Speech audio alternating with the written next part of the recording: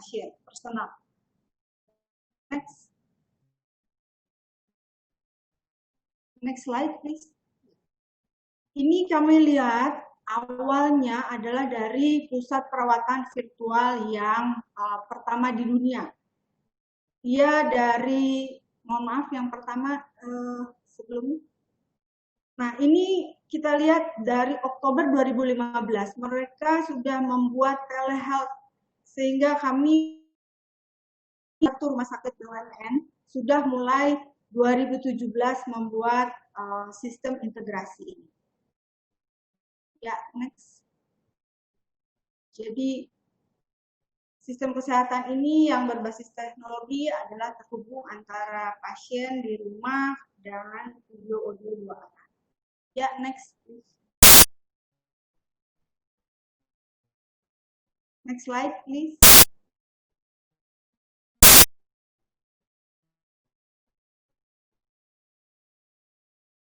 Ya, jadi makin mutakhir, perubahan pasar perawatan kesehatan juga berubah.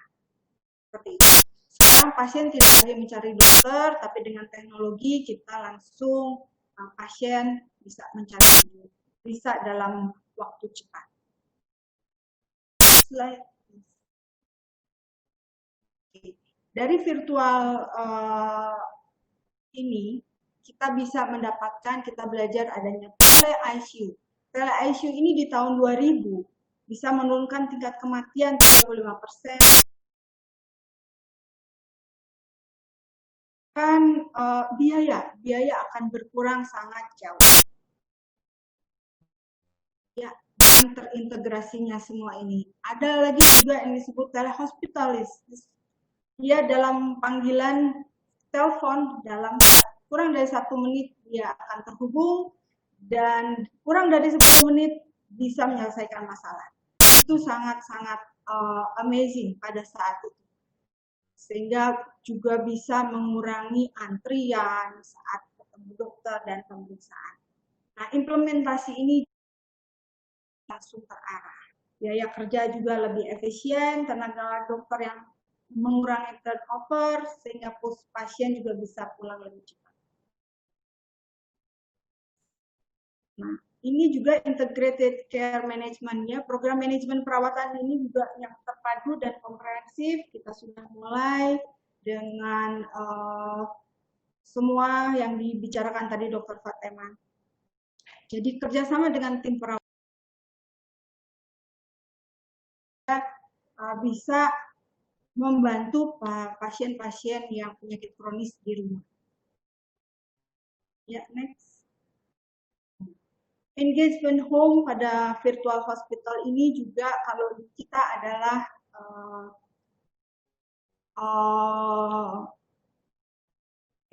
ini bisa melakukan pendekatannya secara personal, bekerja langsung pada pasien, sehingga mengurangi juga biaya pasien tidak perlu bolak-balik ke rumah sakit, tidak perlu rawat inap, sehingga memotong biaya rumah sakit. Ini juga angka kepuasan pelanggan ternyata hingga 98%. Ya. Jadi engage itu adalah, kalau di kita adalah home care ya. Home care sudah kita mulai dengan virtual, kita coba seperti itu. Nah, ini yang memungkinkan pasien kronis. Kalau pasien kronis biasanya dia hanya menambah obat, ada keluhan-keluhan sedikit, dia maunya ke rumah sakit. Kalau dengan adanya home care tentu akan lebih memudahkan. Nah, ini kalau di virtual hospital, jadi pasien bila mendaftar, dia akan mendapat perangkat. Perangkatnya tablet untuk komunikasi dua arah, kemudian diberi untuk panset tekanan darah, oksimetri, dan timbangan badan. Dari situ kita bisa melihat biometriknya. Dengan teknologi interaktif bisa didapatkan hasil yang akurat. Kemudian bila ada keluhan, dia bisa berkomunikasi dua arah. Next. Nah, Ini tentu harus ada kerahasiaan data. Provider tidak boleh merekam kunjungan video. Seluruh tim perawatan harus diatur dalam hukum dan peraturan yang berlaku. Sama seperti di rumah sakit. Kemudian peralatan dan transmisi videonya juga harus memenuhi peraturan yang berlaku. Nah, tim perawatannya ini ada dokter umum, ada dokter spesialis, ada perawat, dan ada navigatornya. Bisa juga bila diperlukan praktisi perawatan khusus lainnya. Telekonsult pada masa pandemi ini sangat-sangat dibutuhkan. Kenapa? Karena pasien yang non-COVID itu ada di luar. Mereka takut untuk datang ke rumah sakit, sehingga ini yang sekarang berkembang. Banyak provider untuk membuat telemedicine, telekonsultasi, seperti itu. Sehingga ini yang memudahkan kita, ini yang mengakselerasi kita untuk mencari dokter hanya dalam ujung jari saja, sehingga semua terkoneksi. Seperti itu. Nah, saat telekonsultasi juga harus ada navigatornya, sehingga semua terekam dengan baik. Ini yang sudah kita lakukan adalah virtual alert, sehingga ini bisa membantu perawat, dokter, karena semua ada sentral monitor. Dari kejauhan kita bisa lihat, bisa mendengar bila ada alarm yang berbunyi. Setelah itu ada, silakan next. Ini juga ada virtual sitter, bagaimana pasien bisa tetap aman, kemudian dokternya juga aman, karena semua sudah terekam di sana. Kalaupun ada alarm, pasti kedengeran. Nah, ini ada menyediakan pengawasan yang terus-menerus, 24 jam, 7 hari. Ini juga bisa menggunakan video 2 arah untuk komunikasi. Baik, lanjut. Oke. Ini yang penting, nurse call. Nurse call adalah kita punya operator yang one on one, langsung pasien ketemu dengan caregiver atau dengan perawatnya. Biasanya kita akan coba bahwa satu kali kita telepon, itu akan langsung membuka medical record. Itu teknologi itu yang sedang kita coba untuk melakukan di sini. Dan itu akan terintegrasi semua ke semua jaringan di silakan. Nah, tadi yang Dr. Fatima bilang bahwa kami saat pandemi ini rumah sakit BUMN membuka 2 rumah sakit modular. Satu di Rumah Sakit Pertamina Jaya, dibangun dalam 2 minggu, itu terdiri dari 90 bed. Dan Rumah Sakit Pusat Pertamina mendapat 300 bed yang dibangun dalam 30 hari saat PSBB dan saat Ramadan. Itu amazing buat Wika Gedung membangun dalam waktu 30 hari satu rumah sakit yang full fasilitas. Silakan. Next. Ini di rumah sakit modular kami membuat common room. Jadi common room ini memuat semua data dari seluruh rumah sakit, seluruh BUMN, kemudian dari BNPB dan dari dunia. Kita satukan di situ pusat data seperti ini. Ini ada dokter, kemudian supervisornya di situ, kemudian ada medical recordnya, kemudian ada kasir dan lain-lain. Ada dalam satu ruangan common room yang dipenuhi oleh seluruhnya teknologi yang terbaru. Next. Seperti ini adalah modular di RSPG. Semua dengan teknologi, karena kalau tidak ini kita akan sulit, dan dengan teknologi akan memangkas waktu saat pelayanan. Next. Ya, next. Ini rumah sakit modular kami. Ada yang VIP sendiri, ada yang perawatan biasa. Next. Nah, ini yang terbaru, ini baru beroperasional tanggal 9 Juni lalu. Jadi dalam 30 hari gedungnya sudah ada dan kami harus memasukkan semua alat perlengkapan. Dalam waktu 2 minggu harus sudah mulai operasional. Ini fasilitasnya lengkap. Next. Dibangun di luas bekas lapangan bola Simpro. Ini ruang modular, semua 300 bed adalah negative pressure, ada CCTV 2 arah, central monitor, dan untuk video. Next. Jadi ada beberapa keunggulan dengan RSPJ. Ini command room yang di RSPP Extension Modular. Jadi pusat kegiatannya di luar dari rumah sakit. Kami menempati Pertamina Foundation, ada rekam medis, pusat data, supervisor, dokter umum, kasir, dan dokter spesialis dan manajemen. Silakan. Ini tidak terlalu heboh seperti RSPJ karena kami pusat data di sana, kami terintegrasi. Ini untuk masalah di Simpro saja. Next. Jadi ini ada dokter, ada supervisor, ada GP, ada medis. Ini yang satu yang kami dapatkan yang paling mutakhir ini adalah video call, video untuk komunikasi 2 arah dari common room ke dalam modular di nurse station, kemudian dari nurse station ke ruang rawat ke zona merah karena di Simpruk semua zona merah. Next. Jadi kita bisa ini seperti ini dari zona merah sedang berkomunikasi dengan nurse station. Next. Ini ruang fasilitas di modular kami, ada IGD 10, ada ini. Silakan, semua bertekanan negatif. Kecuali operasi, ruang operasi kami bisa membuat tekanannya bisa negatif dan positif. Next. Oke, ini ada kita buat CCTV 2 arah sehingga kita bisa melihat apa yang terjadi di dalam dan berkomunikasi. Next. Ya, karena banyak sekali kita ada 247 ruang perawatan. Next. Ini komunikasi 2 arah, kita bisa lihat seperti itu. Itu adalah ruang ICU. Ini kita punya NICU. Next.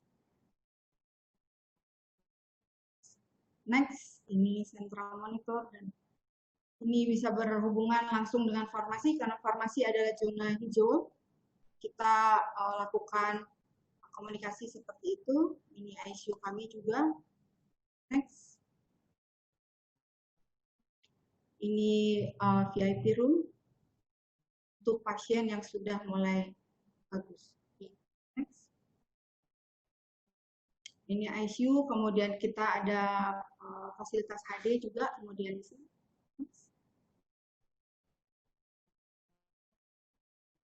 Ini fasilitas NICU. Next.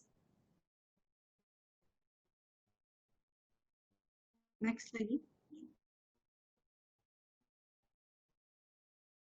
Oke. Ini untuk membantu pelayanan para perawat. Kita punya robot TEMI dan robot TEMI. Dia bisa melakukan pekerjaan, membantu membawakan barang, kemudian bisa diperintah dari jauh, bisa juga berkomunikasi dengan pasien, bisa memberikan musik, dan sangat-sangat membantu pekerjaan. Karena ruang modular itu jauh, tidak seperti di rumah sakit yang kami existing, sehingga diperlukan robot ini sangat-sangat bermanfaat. Next. Ya, jadi ini yang tadi untuk komunikasi kita berkolaborasi dengan Cisco. Next. Ini adalah rumah sakit modular kami. Videonya nggak bisa ya, Pak? Video. coba di play videonya. Tadi bisa. Oke. Ini videonya, Dok. Ya, baik, silakan dimulai karena waktu sudah mendesak. Iya. Audionya nggak keluar ya? Dari awal barangkali bisa. Dari mulai sebelum ini boleh. Videonya dari awal, Pak David. Iya. Oke. Lagi di setting. Jadi inilah teknologi yang kita akselerasi, yang darinya cuma semua e-lab, e-metric. Tapi kita harus membantu pasien, ya apalagi pasien COVID itu tidak boleh ditunggu, tidak boleh dikunjungi, sehingga keluarga akan cemas. Kalau dengan masalah ini kita bisa lakukan dari awal.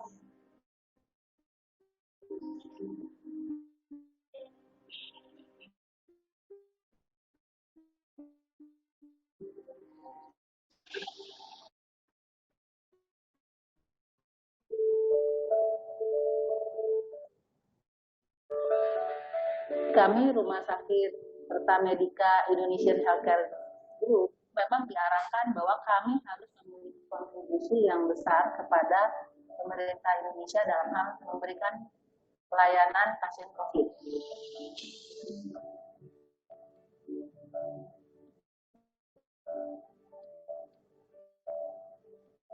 Rumah sakit Extension Group ini dibangun di atas lahan sepak bola dan itu merupakan rumah sakit tanggap darurat sampai pandemi ini selesai. Rumah sakit itu visinya tuh disamakan.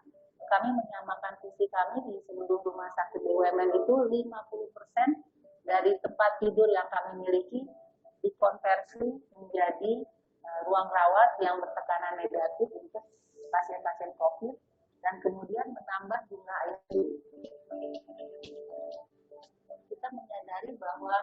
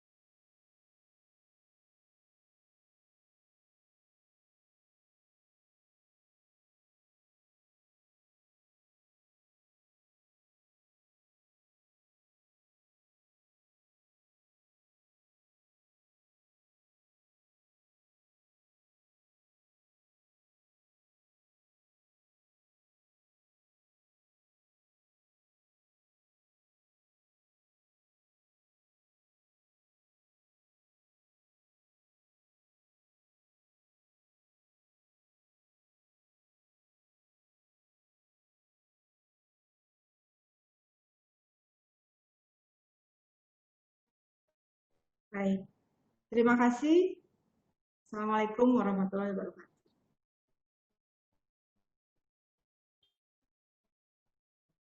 Terima kasih Mas Kiki.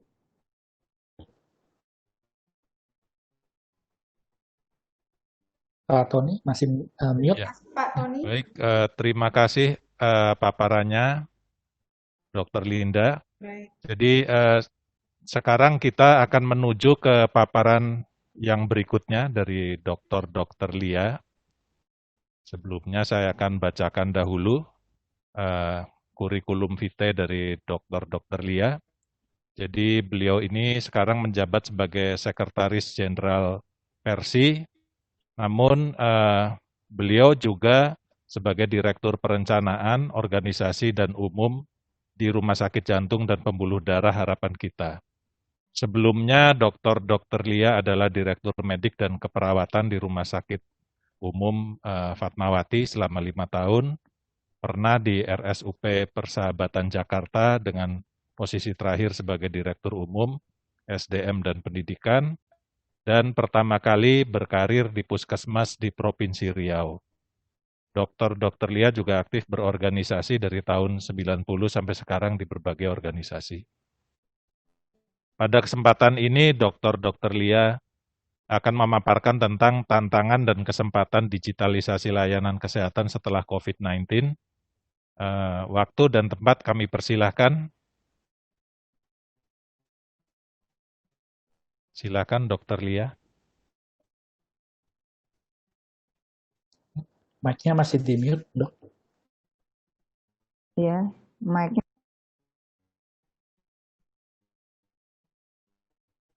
belum bisa? Boleh, sudah Ya, sudah. kedengaran, Dok. Sudah Ya. bisa? Apakah ini Silakan, Dok. boleh dari sini ininya tayangannya? Atau Boleh, Dok. ini saya udah share konten tapi belum bisa.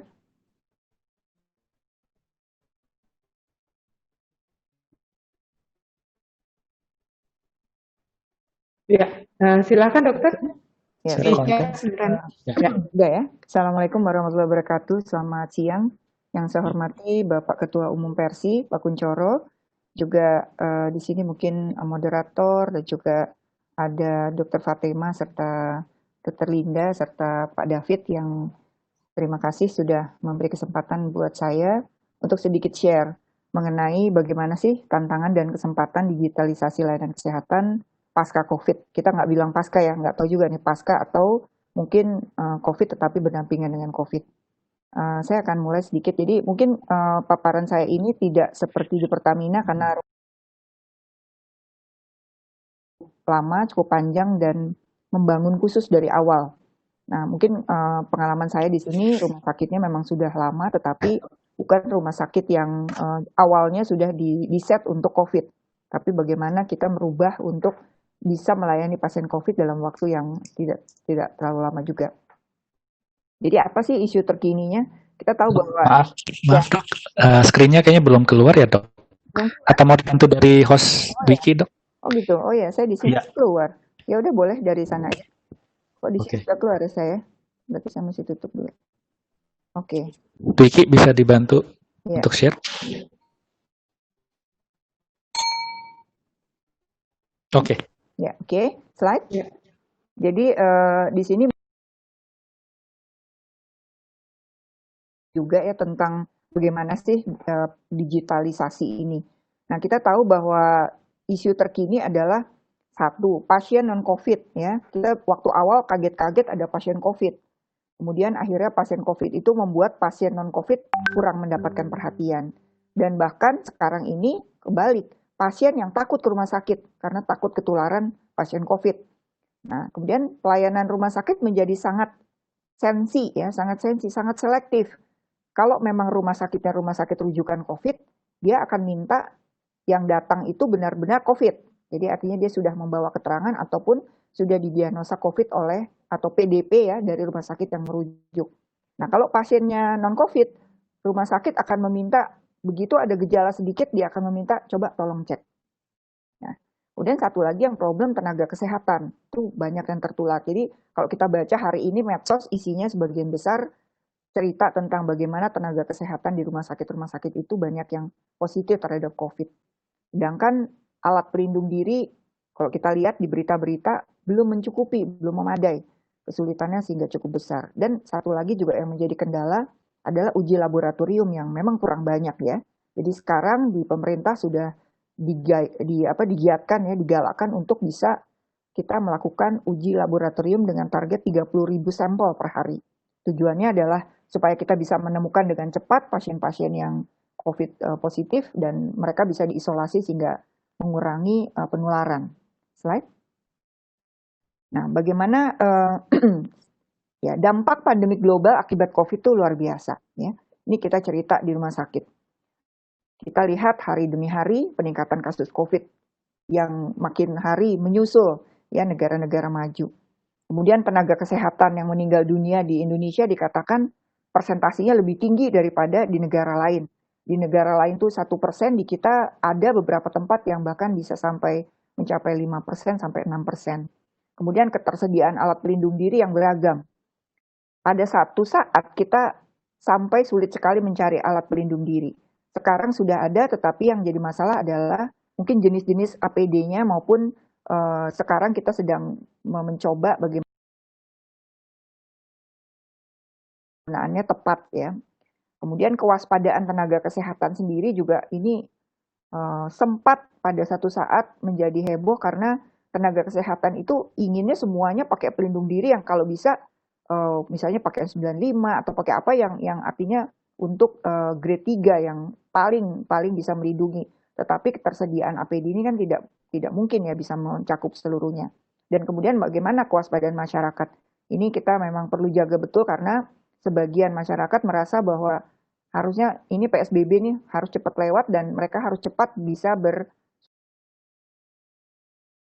sebelum COVID. Kemudian kita juga tahu bahwa pengujian terhadap COVID yang belum optimal menyebabkan tidak semua orang itu akhirnya dilakukan pengujian terhadap COVID. Dan bahkan ada yang harusnya diuji pun mereka takut. Nanti kalau saya diperiksa COVID ternyata positif, nanti keluarga saya dikucilkan dan sebagainya. Jadi stigma ini masih membuat rumah sakit menjadi kesulitan yang luar biasa. Bagi rumah sakit COVID juga sulit, bagi yang rumah sakit non-COVID juga harus mengambil ancang-ancang yang lebih jauh lagi. Sehingga manajemen rumah sakit yang sekarang ini memang harus mempunyai strategi pelayanan yang luar biasa. Slide. Nah, kita bicara apa sih sebenarnya? Mohon slide. Kita ingin tahu apa sih sebetulnya tujuan pelayanan kesehatan ya, kalau kita bicara sekarang nih, di era COVID ini. Yang satu, kita tentu bertugas untuk menurunkan angka kematian ya akibat COVID ini. Dan bahkan yang sekarang ini ditakutkan angka kematian yang non-COVID pun meningkat. Nah, ini yang kita juga harusnya bertanggung jawab atas hal ini. Kemudian menurunkan angka kesakitan, ya, baik itu COVID maupun itu non-COVID. Dari pasien menularkan ke tenaga kesehatan, atau dari tenaga kesehatan menularkan tenaga kesehatan lainnya, atau dari masyarakat, tenaga kesehatan, dan sebagainya. Ini satu hal yang memang menjadi kewajiban yang tidak bisa kita hindarkan ya, bahwa kita bertugas, setiap orang, setiap individu di Indonesia ini sebetulnya punya tugas untuk menurunkan angka penularan penyakit. Jangan sampai menularkan penyakit ke orang lain, jangan sampai pula ditularkan oleh orang lain. Kemudian kita juga harus menjadi pusat informasi kesehatan. Harus bisa memberi pendidikan kesehatan kepada setiap orang yang masuk ke Pasienkes atau ke rumah sakit. Kemudian kita juga harus bisa menjadi peneliti, karena semua angka, semua data harus kita analisa. Kita harus tahu apakah rumah sakit kita ini membuka cukup 10 tempat tidur untuk COVID, ataukah 5 tempat tidur, apakah 20, ini butuh penelitian sebetulnya. Bukan penelitian yang detail, tapi riset ini juga harus dilakukan analisa data di rumah sakit sendiri. Kemudian bagaimana kita melindungi pasien, staf, dan pengunjung. Pasien datang, jangan dia diantar oleh orang yang tua, misalnya ternyata yang sakitnya non-COVID, kemudian pulangnya yang mengantarkan itu jadi COVID gitu. Nah, ini kan juga menjadi repot. Jadi pasien, staf, pengunjung itu pun juga merupakan tanggung jawab kita. Kemudian menjaga lingkungan, udah pasti ya. Kalau area kita ternyata positif COVID, masyarakatnya itu takut sekali. Banyak anak-anak perawat yang tadinya tinggal di sekitar rumah sakit, akhirnya sama ibu kosnya, bapak kosnya disuruh pindah. Nah, ini kan jadi pusing kita. Apalagi kalau yang tenaga kesehatan tersebut positif, padahal dia rumah sakit pun harus menyiapkan tempat untuk pegawai. Ya, yang tadinya kami tidak pernah berpikir bahwa kami juga harus menyediakan tempat untuk atau bukan pasien, pegawai sendiri, akhirnya ya kita harus tampung mereka yang positif walaupun mereka tanpa gejala. Jadi isolasi mandiri tetapi dilakukan di rumah sakit. Dan satu lagi, kita menjadi bagian dari sistem rujukan. Orang-orang kirim ke kita atau bahkan kita mengirim ke rumah sakit, nah itu adalah satu tatanan yang tidak bisa dihindarkan. Jadi memang perlu ada integrated healthcare system, harus ada sistem yang mumpuni. Right? Nah, ini ada kata-kata atau kalimat mengenai digitalisasi layanan kesehatan. Itu seperti apa? Tadi sudah sangat jelas Dr. Fatima maupun Dr. Linda menyampaikan bahwa implementasinya sudah sangat jelas, itu sangat memudahkan baik itu dokter, baik itu perawat, baik itu tenaga medis lainnya, maupun pasien untuk dilakukan pelayanan kesehatan yang berstandar, yang berkualitas. Slide. Nah, ini tentu dibutuhkan banyak hal yang perlu dipikirkan oleh manajemen rumah sakit. Mohon slide-nya.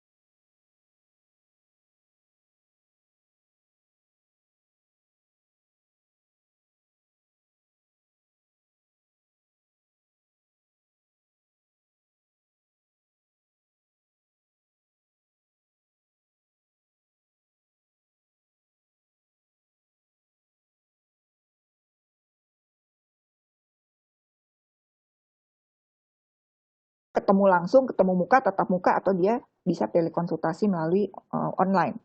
Nah, kemudian di sini sama. Saya bisa menggunakan smartphone, ya.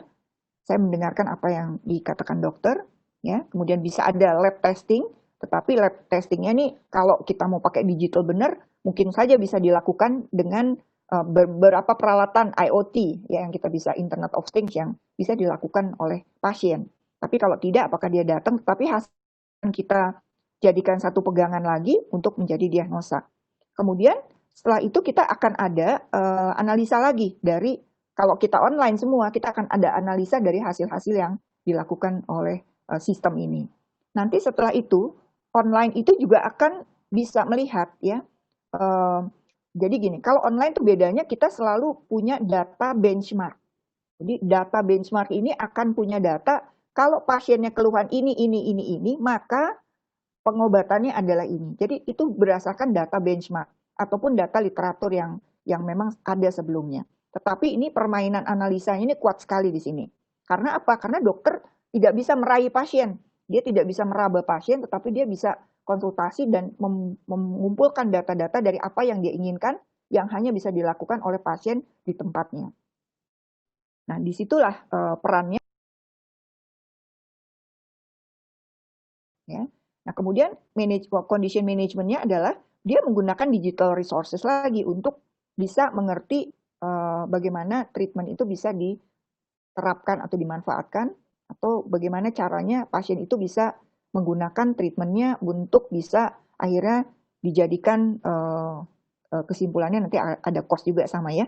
Dan ada satu lagi yang juga kalau digital ini ada copay, ya. Jadi artinya bisa ada orang lain yang juga bisa membantu di dalam pembayaran. Jadi belum tentu mungkin dia bayar ke rumah sakit, dia bayar ke tempat lain, atau bahkan pembayaran itu dilakukan lewat pihak lain. Nah, kemudian akhirnya treatment switching-nya sama, tetapi akan digunakan mungkin digital resources. Sekarang udah banyak IoT yang bisa ngecek, bisa ngasih tahu kapan dia harus minum obat, kapan obatnya habis, dan sebagainya. Ya, jadi ini adalah perbedaan yang kalau misalnya sebenarnya ini aja cukup sih paparannya, nggak tahu bahwa digital powered patient journey itu ini. Jadi teman-teman yang IT silahkan masuknya lewat mana. Ini masing-masing mungkin bisa menawarkan kepada rumah sakit mana yang punya kelengkapan ini. Slide. Nah, ini jadi kalau DC sendiri akhirnya dengan kondisi COVID, kita cerita COVID sekarang. Dengan kondisi COVID, semua akhirnya bicara mengenai bagaimana ada namanya telehealth. Kita ngomong bagaimana telehealth. Jadi mau CDC, mau WHO, dan sebagainya, semua akan cerita mengenai telehealth. Dan kenapa juga telehealth ini bisa maju? Karena dari penelitian dari IBM, katanya setiap orang itu, ya, dia itu rata-rata bisa menggunakan 1 million gigabytes, coba bayangin. Jadi katanya bisa 300 million book yang sebetulnya masuk, yang dia bisa buka itu, ya, searching, dan tiap hari itu dia bisa manfaatkan itu. Slide. Nah, apalagi yang kira-kira penting? Akhirnya apa? Jadi terpaksa rumah sakit itu hari ini, saya yakin hampir semua rumah sakit yang besar maupun yang menengah punya protokol post-COVID. Ya, mau nggak mau. Karena apa? Kalau misalnya kita tidak lakukan ini, tutup rumah sakit. Bulan Maret, April kemarin, cuma 20% pasien mau datang ke rumah sakit. Takut semua, nggak ada yang berani. Nah, jadi apa? Artinya hospital kan rumah sakit perlu survive. Nah, terpaksa dia harus membuat, bukan terpaksa ya, mau nggak mau. Dia harus ikut zaman. Dia harus bikin protokol yang baru, ya, yang menyesuaikan. Kira-kira. Jadi yang paling gampang. Satu adalah PSBB nyatakan bahwa yang boleh masuk ke suatu tempat hanya boleh 50% dari ruangannya. Di rumah sakit kami kecil banget, 2 hektar cuma dibandingin tadi rumah sakitnya Bu Linda berapa hektar, satu sepak bola, ya. Tuh mungkin bisa lebih gampang masukin orang. Di kita cuma 2 hektar, lobbynya aja cuma muat untuk berapa orang. Nah, terpaksa kami saat ini pakai satpam dong, security ngitung ada berapa nih kursinya, dikali-kali dong, masih pakai primitif begitu, ya. Apa boleh buat. Nah, ke depan harusnya kita bisa bikin virtual lobby. Kita bisa menghitung maksimumnya berapa sih okupansinya, limitnya berapa, harusnya bisa dengan digital. Kemudian diikutin tuh yang ke poliklinik berapa, ya, udah gitu gimana pembersihannya. Nah, ini itu akan bisa tertolong kalau pasien itu sebelumnya dia daftar online. Nah, kalau daftar online sih kita udah lakukan cukup lama, udah sekian tahun, ya. Tetapi pakai COVID lagi, ya terpaksa juga kita batasi nih. Kita udah sampai hitung berapa kira-kira paparan satu pasien terhadap dokternya. Kalau dokternya berani, kalau dokternya kurang berani, pakai stetoskop yang panjang itu ya, sampai saking demikian khawatirnya. Karena kita tahu sendiri bahwa COVID ini nular banget sih ya, mau nggak mau. Jadi ada COVID protokol di seluruh area rumah sakit. Slide. Slide. Nah, jadi apa sih sebetulnya tujuan kita ini? Kita contoh nih, ambil contoh ya. Saya mungkin belum bisa cerita kalau di rumah sakit saya, tapi kalau dari rumah sakit Pertamina, saya yakin udah ada. Di rumah sakit di Cina sana ya, di China, mereka ada 5 nih yang mereka lakukan. Yang pertama, mereka pakai internet dan teknologi ini untuk diagnosa dan treatment. Mereka pakai 5G transmission, ya, mereka pakai data cloud, ya. Jadi platformnya mereka udah buat supaya bisa sampai ke mungkin video conferencing atau online consultation, tapi yang integrated. Mungkin kita dari dulu udah bisa, cuma apakah integrated atau enggak? Nah itu yang jadi kami di rumah sakit jantung kita sudah mulai dengan online konsultasi yang integrated sama medical record. Jadi artinya 1 hari sebelumnya mereka mendaftar, kemudian medical record akan disediakan, kemudian dokter yang bertugas hari itu dia harus baca dulu.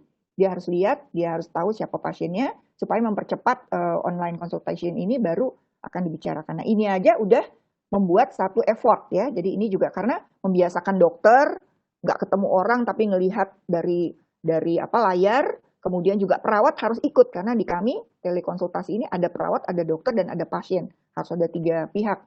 Nah, kemudian ini juga pencatatan obat dan sebagainya juga harus mengikuti alur.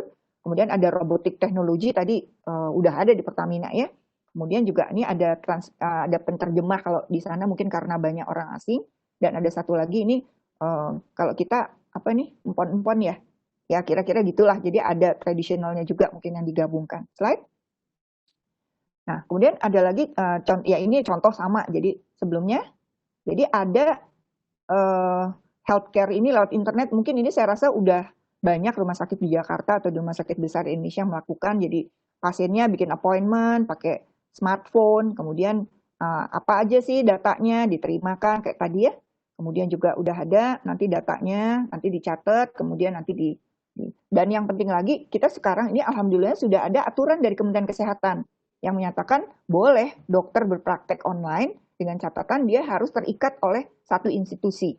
Ya, artinya bahwa ada data rekam medik dan di kami ini baru dilakukan untuk pasien lama, pasien yang sudah pernah berobat sebelumnya karena kita bisa mengenal di awal. Mungkin ke depan untuk pasien baru tapi mungkin kita perlu pikirkan seperti apa. Slide. Nah, itu bahkan nah di Indonesia sudah ada. Oh, yang tadi yang ada petanya itu belum ya? Yang ada petanya coba satu slide sebelum. Nah, ini kira-kira nih ada yang namanya Open Internet Hospital Services. Jadi gimana caranya seseorang itu bahkan dia sampai tahu dia harus datang kemana untuk hal-hal yang dia perlukan untuk pengobatan dia. Right? Ini berguna sekali ya, karena apa? Karena waktu ada lockdown, ya slide silakan sambil berjalan slide-nya. Waktu ada lockdown, bahkan pasien-pasien non-COVID itu bingung, saya tuh mau kemana nih kalau mau berobat?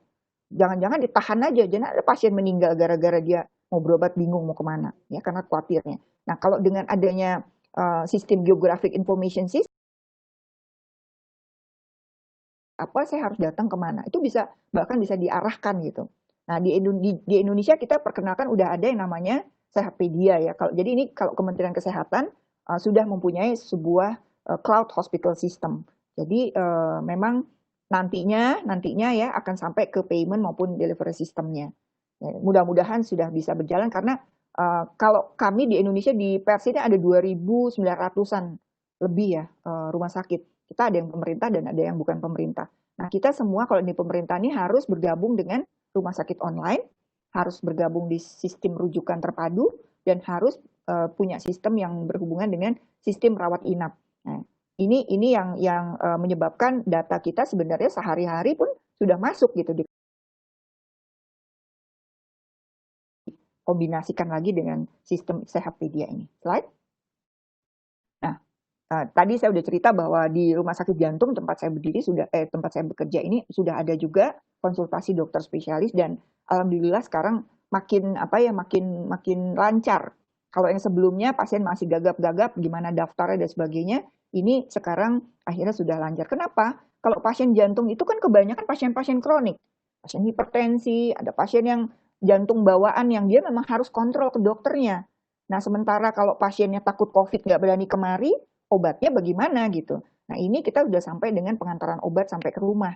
Nah, tetapi dengan catatan dia harus mendaftar dan dia harus ketemu sama dokter yang merawatnya. Jadi medical record pun sudah lengkap. Ada satu lagi untuk penelitian, kami juga bekerja sama dengan BPPT dan juga ada Lab Solusi 24. Kita juga mengikuti ada penelitian bisa membantu untuk dokter supaya dia bicara dan langsung bisa tertulis di rekam mediknya. Tentu nggak boleh gosip ya di sini. Slide. Nah, jadi ada saya baca juga bahwa untuk health industry itu sebetulnya di tren 2020 ini kelihatannya sebenarnya seperti udah diramalkan. Sebelum COVID nih udah begini. Nah, apalagi udah adanya COVID, maksud saya pas banget gitu. Kadang-kadang ya musibah katanya juga membawa sesuatu ya, pasti ada positifnya. Bayangkan dalam waktu dekat tiba-tiba kita udah punya 200 lab molekuler, tidak pernah terbayangkan sebelumnya. Tidak pernah terbayangkan. Kita masih ngebayangin labnya itu masih tradisional, wah kapan bisa punya lab molekuler? Tiba-tiba dalam satu saat kita punya lab molekuler 200. Kita tiba-tiba punya online begini entah berapa banyak. Tiba-tiba kita punya pendidikan online. Tiba-tiba saya bisa ketemu sama Pak David cuma lewat layar kaca begini gitu kan. Siapa yang duga gitu sebelumnya. Nah, akhirnya katanya itu sebetulnya memang tren 2020 udah diramalkan bahwa adanya artificial intelligence, ya, kemudian adanya cloud ya, juga untuk membreakdown silos. Biasanya kita kalau kegiatan yang ini aja, tapi ini bayangin coba data itu bisa cepat banget move ke sana, move ke sini dalam satu tatanan besar di satu area, gampang banget tuh data bisa pindah sana, pindah sini. Saya juga kagum juga ya. Sehingga yang namanya big data yang tadinya masih di awang-awang ternyata sebenarnya udah ada gitu ya di kita.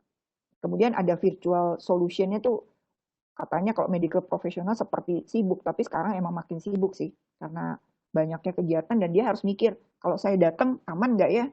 Nah itu aja buat seorang dokter itu udah jadi beban ya, bahwa saya datang tuh ketemu orang, megang orang tuh nular nggak dia ke saya atau saya nularin orang nggak gitu. Kemudian akhirnya jadi mempermudah lah apa-apa tuh yang kita fokuskan kita mempermudah untuk pasien. Dan satu lagi yang ini juga perlu dipikirkan bahwa ke depan itu kelihatannya ada home-based healthcare. Jadi orang-orang tua, anak-anak yang mungkin susah datang ke rumah sakit sebetulnya bisa tuh dibantu sama kita, sama pihak rumah sakit untuk kita memberikan solusi. Slide. Jadi ini kalau IoT udah lama ya IoT. Bahkan sekarang tuh katanya cancer treatment bisa ngingetin. Ini bukan yang ngobatin langsung sih, tapi dia mengingatkan pasien cancer kapan dia mesti datang. Kemudian glucose monitoring ini sudah bisa. Ya, jadi gimana? Itu bahkan sampai kayak pakai patch ya, udah tahu tuh kontrol glukosanya dan itu bisa nyambung ke dokternya. Insulin pen juga bisa diatur berapa kadar insulin yang bisa diberikan. Kemudian inhaler juga bisa ya. Kemudian sensor, ingestible sensor tuh udah banyak. Jadi ada sesuatu yang dimasukkan ditelan gitu. Seperti misalnya contohnya dulu endoskopi ya, susah banget tuh, aduh orang mau masuk gitu ke ruang endoskopi udah takut setengah mati. Tapi kalau ada sensor yang dimasukin ditelan, bisa ngelihat, bisa motret seluruh saluran cernanya kan luar biasa ya. Kemudian contact lens juga ini udah banyak. Slide. Di luar sih kelihatannya sudah mulai ini dicoba ya. Kalau jam sih kayaknya udah. Nah ini kalau jam bukan cuma jam monitor depresi. Nah itu penting tuh. Terutama nih lagi masa banyak orang yang kehilangan pekerjaan. Nah ini perlu tuh. Kalau orang itu misalnya pasiennya dokter psikiatri, nah mungkin ada apa sih yang jadi indikator bahwa dia itu depresi. Nah siap-siap tuh mesti dikejar ke rumahnya. Jangan-jangan udah siap di pinggir jendela gitu kan. Nah, ini bisa dikejar. Kemudian koagulasi sistem juga ini sama. Jadi ada pasien-pasien yang minum obat ya. Ada orang minum antikoagulan namanya obat pencair darah. Itu harusnya diatur. Kapan dia boleh minum obat itu terus. Jadi ada pemeriksaan lab untuk koagulasi. Nah ini bisa dilakukan pemeriksaan dengan itu ya. Ini banyak lagi lah tentang Parkinson, asma dan sebagainya. Slide. Nah ini juga yang penting jadi buat kami nih. Yang satu adalah perencanaan yang baik. Perencanaan baik itu pertama adalah ruang mau beli yang udah jadi, tapi dia nggak mau tahu gimana cara bikinnya. Itu rasanya nggak bisa deh. Orang yang mau pesen telehealth ini, dia mesti tahu ruang lingkupnya itu seperti apa. Integrasinya kemana saja. SDM-nya saya punya apa. Software, hardware-nya seperti apa. Datanya, nah ini data lagi, saya belajar banyak dari beberapa teman ya. Dia menyatakan bahwa percuma dok, dokter beli modul ini, modul ini, modul. Kalau data kita nggak berkualitas, berapa banyak data tapi nggak bersih, nggak clean. Data ini beda satu aja, udah kacau gitu. Hanya beda misalnya istilah ya, contoh. Kita ngomong data tekanan darah. Tekanan darah itu ada dua, atasnya sama bawahnya. Kita sebut sistolik sama diastolik. Kalau misalnya data itu kita bilangnya tekanan darah itu jadi 120/80, akan beda dengan yang 100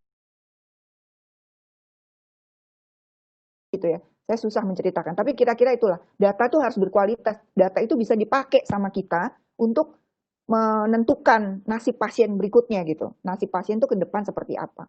Jadi harus bisa kita tahu data yang berkualitas, yang bersih.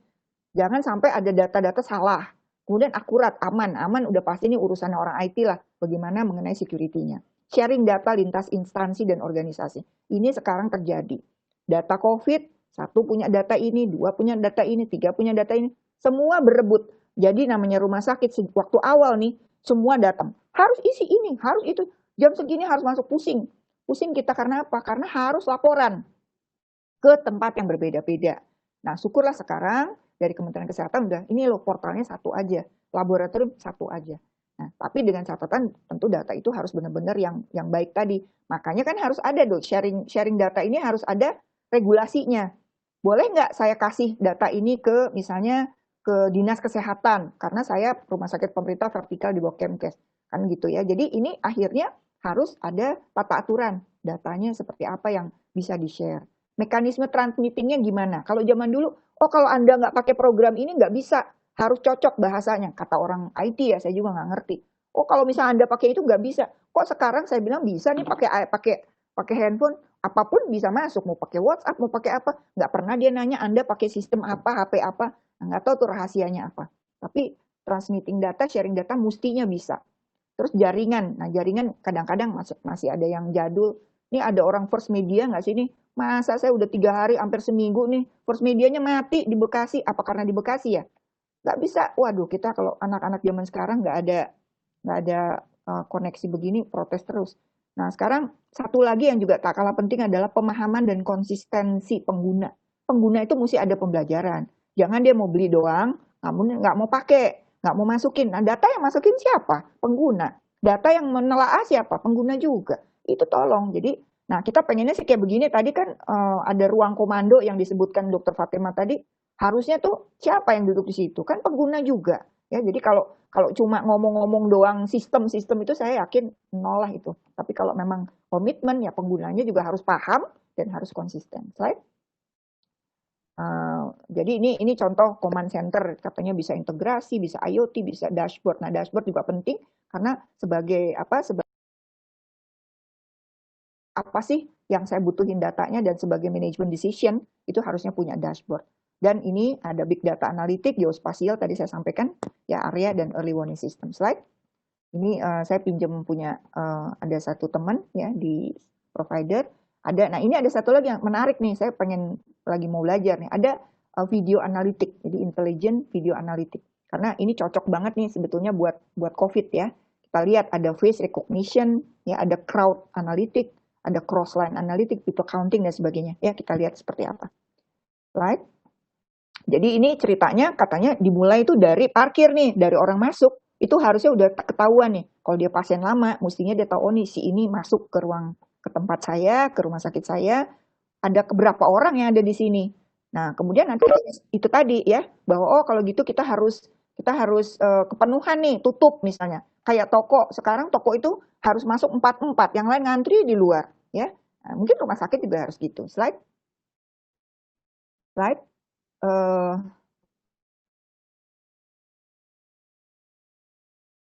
Bahwa orang itu kalau bisa ngantrinya jangan di rumah sakit lah gitu. Makanya tolong sediakan kafe-kafe yang enak gitu ya. Jadi supaya dia ngantri di mana aja di tempat yang enak, nanti kalau udah mau gilirannya baru dia datang. Kalau di rumah sakit pemerintah nggak begitu ceritanya. Kalau dia mau berobat jam 1, jam 7 dia udah ada di rumah sakit. Kenapa? Anaknya berangkat dari rumah jam 6.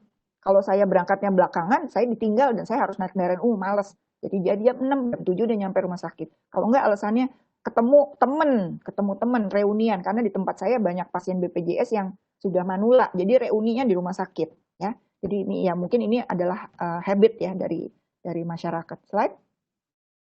Jadi ini kalau iritnya ini adalah tanpa kertas ya, nggak usah pakai kertas, kita langsung datang di informasi kan pokoknya gampang banget. Terus smart teknologi juga sama ya, smart teknologi itu juga hal yang penting karena kita bisa mulai dari radiologi, laboratorium dan sebagainya yang harus diintegrasikan. Slide. Jadi interoperability data. Slide. Nah ini kebutuhan pelayanan, ini slide 2 terakhir saya. Nih satu ya, telekonsultasi prahospital, pendaftaran online, triase saat masuk ya berdasarkan suhu tubuh, form khusus. Jadi suhu tubuh mungkin harusnya kalau kayak tadi itu ada video, harusnya suhunya juga bisa diukur dari waktu dia masuk ke rumah sakit. Begitu merah gitu, dia langsung satpam langsung bilang, maaf Pak, Bapak besok aja kesininya. Enggak, dia maksudnya bukan gitu. Maksudnya Bapak ke poli khusus nih yang kesini gitu. Jadi artinya sudah mulai dideteksi dari awal. Kita punya kalau di ini namanya PE ada form untuk epidemiologi ya. Penempatan pasien kalau misalnya kita udah tahu ada lab screening test harusnya yang cepat yang bisa keluarin hasil dan oke, kemudian Bapak harus ke sini atau Bapak harus ke tempat yang umum. Rekam medik terintegrasi, layanan edukasi online dan fasilitas antar obat, poliklinik virtual, dan pengamanan khusus tentunya. Pengamanan khusus kenapa? Rumah sakit tiba-tiba ada rombongan yang mayatnya mau diambil. Nah, tuh kan ribut tuh. Jadi harus ada pengamanan, baik itu untuk dokternya, baik itu untuk tempat-tempat pelayanan yang memang harus dijaga benar gitu ya. Pemantauan pasien di ruang isolasi tadi di Pertamina udah, alat medik dan diagnostik terintegrasi untuk keputusan medik. Jadi bukan sekedar lihat, tapi dia misalnya tahu bahwa ini alert ya, ada peringatan. Wah, ini tensinya tinggi sekali nih. Harus apa? Jadi dokter itu dengan gadgetnya dia udah langsung bisa ya segera lakukan ini nih gitu, pengennya begitu ya. Kemudian ini komunikasi antar tenaga medis, perawat manajemen, pasca hospital, ada kontrol virtual, mungkin memberikan nasihat medis, pelayanan tindakan operasi yang aman ya karena semuanya udah tinggal buka data di ruang operasi. Sign it tadi sekaligus edukasi, ngajarin dia dan sebagai informasi ya. Tadi saya juga kepingin banget bahwa sign it itu harusnya sudah menjadi satu dengan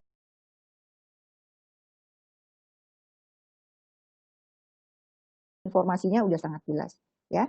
Nah, jadi kesimpulannya perlu ada digitalisasi, perlu kebijakan terpadu, perlu pemahaman seluruh stakeholder untuk data terintegrasi, kemudahan, kemudian kita tanggung jawab sebagai pemutus mata rantai penularan untuk melindungi tenaga kesehatan pasien dan masyarakat serta yaitu tadi pelayanan digital pokoknya sangat diperlukan. Slide terakhir. Jadi mari kita sama-sama ya melawan COVID ini dengan integrasi yang baik. Kalau orang rumah sakit itu taunya gimana caranya deh kasih tahu kami gitu. Slide terakhir. Jadi kami butuh sesuatu yang Anda punya gitu ya untuk bisa mengintervensi kegiatan yang tadi saya sebutkan, kebutuhan di rumah sakit atau di pelayanan kesehatan. Mungkin itu saja yang saya bisa sampaikan. Terima kasih. Wassalamualaikum warahmatullahi wabarakatuh. Waalaikumsalam warahmatullahi wabarakatuh. Terima kasih banyak Dr. Lia atas paparannya yang sangat luar biasa sekali. Bersama saya juga telah hadir ahli teknologi David Hermawan, MSc, Eng, PMP ya. Country Digital Acceleration CDA for Healthcare, Communities and Industry 4.0 dari Cisco Systems Indonesia. Sedikit mengenai Pak David ini. Pak David memiliki pengalaman lebih dari 15 tahun di berbagai industri, seperti teknologi kesehatan, manufaktur, konstruksi, elektronik, dan IT. David fokus pada penerapan teknologi tepat guna untuk transformasi bisnis dan digitalisasi seperti artificial intelligence, IoT, dan 5G lintas sektoral. Pak David, tadi telah kita dengar paparan yang sangat menarik dari sisi kedokteran, dari sisi rumah sakit. Sekarang bagaimana pandangan Pak David sebagai ahli teknologi, misalnya untuk mewujudkan transformasi digital atau mewujudkan digitally powered patient yang terintegrasi dan tetap aman. Silakan Pak David memberikan sedikit pandangan. Untuk kesempatannya, Pak Tony, Dr. Fatema, Dr. Linda, Dr. Lia, semuanya sudah memaparkan dengan sangat detail ya. Dari Cisco, kita punya satu prinsip yang baru adalah bahwa teknologi itu tidak boleh menjadi penghalang. Jadi tadi udah sebutkan banyak sekali kebutuhan di bidang healthcare, dan khusus untuk healthcare itu kalau bisa ketika mereka pakai teknologi, mereka nggak berasa itu ada teknologi di sana. Nah, itu kita mengarah ke sana. Jadi untuk mengarah ke sana pun kita juga mulai mengadopsi open flexible platform. Jadi platform-platform termasuk, ini saya langsung terus terang, tadi banyak komplain, kok Webex-nya susah nih untuk join-nya. Itu kita sekarang juga, karena semua yang kita adalah teknologi nggak boleh jadi penghalang, kita sekarang tampung semua masukan-masukan seperti itu, termasuk even ini kan rekamannya direkam ya, jadi kita juga tadi ada yang seperti AI chatbot, nanti itu bisa skripnya keluar secara otomatis dari sesi kita hari ini. Cuma belum ada bahasa Indonesia. Nah, itu kita juga open, jadi kita banyak platform-platform yang open API, Pak. Jadi developer-developer, teman-teman kita di Indonesia yang mau connect, misalnya AI-nya, chatbotnya berbasis bahasa Indonesia, silakan monggo di-explore. Dan juga kita juga lebih ke arah lebih listening to apa yang dibutuhkan. Karena pengalaman seperti yang di Pertamedika, kenapa video endpoints kita sekarang itu hampir 24 jam dipakai semenjak hari pertama kita install di sana. Salah satunya adalah simplicity, Pak. Jadi mereka nggak perlu istilahnya, dokter nggak punya banyak waktu untuk nyalain laptop, terus nungguin booting operating system, terus nungguin cari aplikasinya. Mereka nggak punya banyak waktu untuk hal-hal yang teknis seperti itu, jadi maunya nyala, klik, langsung connect. Jadi tinggal satu pencet, connect ke farmasi, satu pencet lagi, connect ke lab. Dan itu yang kita segera mengarah ke sana, jadi semua hardware software kita integrasikan supaya smooth experience-nya. Jadi kira-kira seperti itu, dan satu yang paling penting adalah security, Pak. Jadi kita Cisco memang bukan keahlian bikin blood pressure monitor, tapi yang kita ahli adalah ketika ada 10.000 blood pressure monitor, ada 100.000, ada 1 juta, dan ini semua connect, datanya masuk ke rumah sakit, bagaimana kita bisa memanage dan mencegah, jangan sampai gara-gara satu sensor yang mungkin dia beli di online shop, di-connect ke jaringan, satu rumah sakit datanya terkompromis. Nah, itu satu hal yang kita sangat-sangat concern, security built by design. Kira-kira seperti itu, Pak Tony. Baik, terima kasih sekali Pak David atas pandangannya. Tadi coba sekarang kita masuk ke tanya jawab ya. Apakah sudah ada pertanyaan yang masuk nih? Kalau belum ada, saya mungkin akan coba tanya jawab dengan para narasumber. Ya, tadi dari Pertamedika sendiri, Dr. Lia itu menyebutkan tentang transformasi digital. Jadi ini adalah istilah yang sangat hot ya dalam beberapa tahun belakangan ini, apalagi dengan didorong adanya COVID-19. Nah, dengan COVID-19 ini, semua organisasi dipaksa untuk melakukan transformasi digital. Jadi harus dipaksa berubah.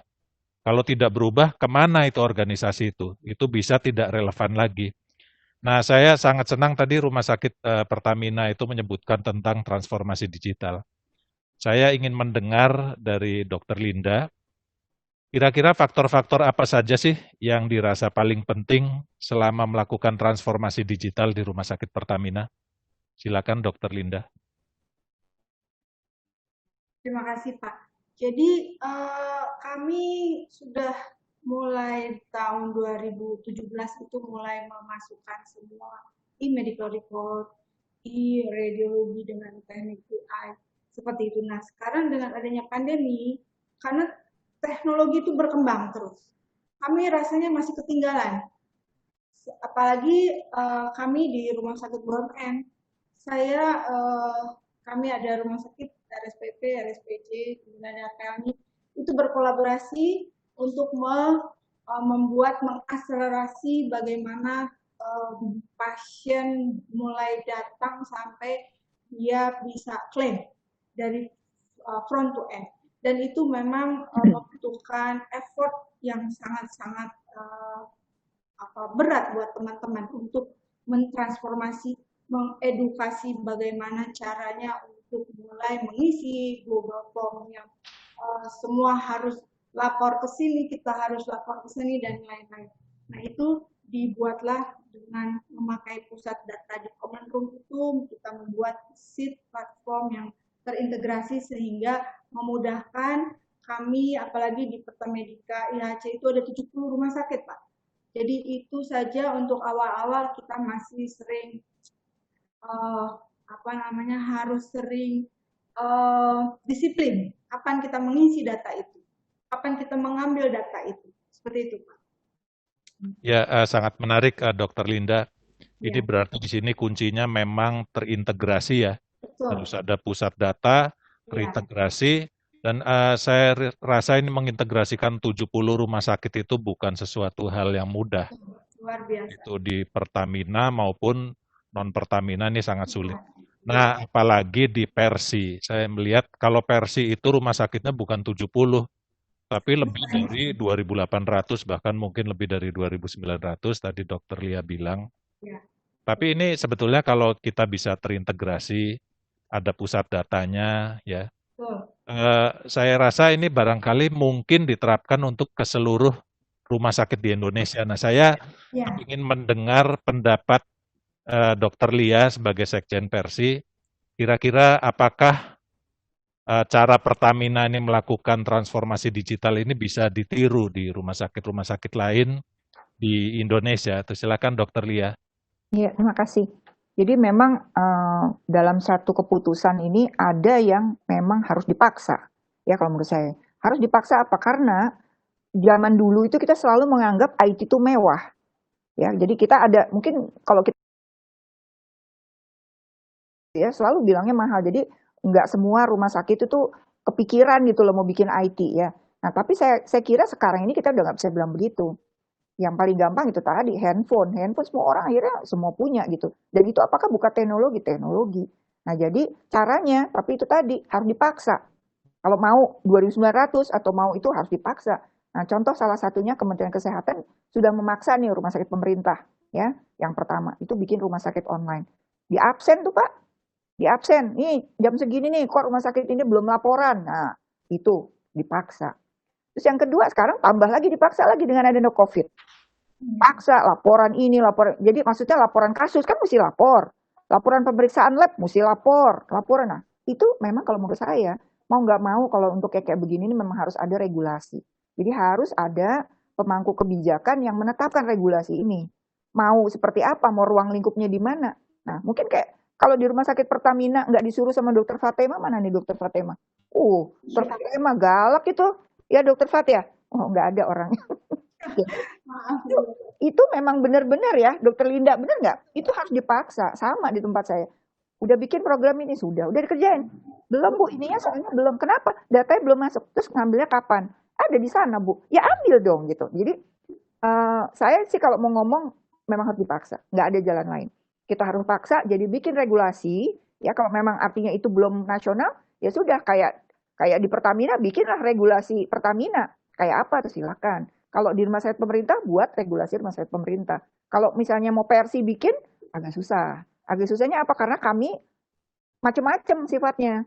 Ya, kami macam-macam. Kecuali kalau memang rumah sakit itu kalau nggak melakukan sesuatu sama Persi di apa misalnya dilarang untuk beroperasi kan nggak mungkin juga kan. Nah, jadi memang harus ada keinginan satu orang yang decision maker untuk memang menggunakan ini.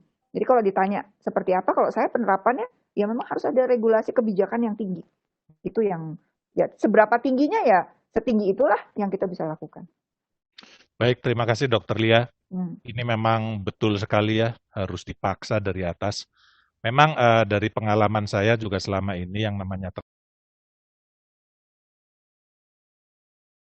turun ke bawah seperti batu menggelundung gitu ya, yang bawahnya akan bisa jalan. Nah, saya rasa kalau dari Pertamina itu bisa memaksa dari atas karena rumah sakit BUMN, dari Persi mungkin tidak bisa, tetapi barangkali bisa pinjam tangannya Kementerian Kesehatan ya, untuk memaksa seluruh rumah sakit untuk bertransformasi. Ini saya rasa pemaksaannya udah mulai jalan nih. Jadi salah satu faktor untuk memaksa ini adalah COVID. Jadi kalau orang itu dipaksa susah, kita paksa dengan COVID. Kalau nggak beres begini, maka orangnya nggak sembuh-sembuh. Nah, tadi saya juga mendengar kalau dulu itu IT itu mewah ya. Sekarang ini mungkin tidak demikian. Gimana Pak David? Ini kalau Ya, misalnya peraturannya sudah ada, dipaksa dari atas harus pakai IT. Lalu kalau dari sisi IT-nya bagaimana nih pendapat Pak David? ya. Jadi kalau dari Cisco sendiri kita juga mendapatkan banyak feedback seperti itu, Pak. Dan salah satu yang kita arahkan sekarang adalah subscription base. Jadi gimana mulai dengan cepat dan kita bisa langsung dapat feedbacknya. Seperti misalnya video call seperti ini ya, Pak. Kalau zaman dulu mungkin 10 tahun lalu beli dulu servernya, pasang dulu networknya, mungkin 3 bulan implementasi baru bisa ada call antara dua pihak. Nah, sekarang kan kita juga mengadaptasi dengan latest teknologi, jadi Cisco pun juga kita membantu banyak cloud provider di luar negeri, mau di dalam negeri, ataupun hybrid, on-premise, public, private cloud, kita sebutannya multi-cloud environment, bisa. Jadi seperti Webex ini, kalau di beberapa bank nasional, mereka pengen, Webex itu sangat full, meetingnya dari pagi sampai pagi lagi meetingnya. Nah, mereka perlu on-premise karena data-data konfidensial. Nah, itu kita bisa ada versi yang on-premise. Jadi Cisco Webex.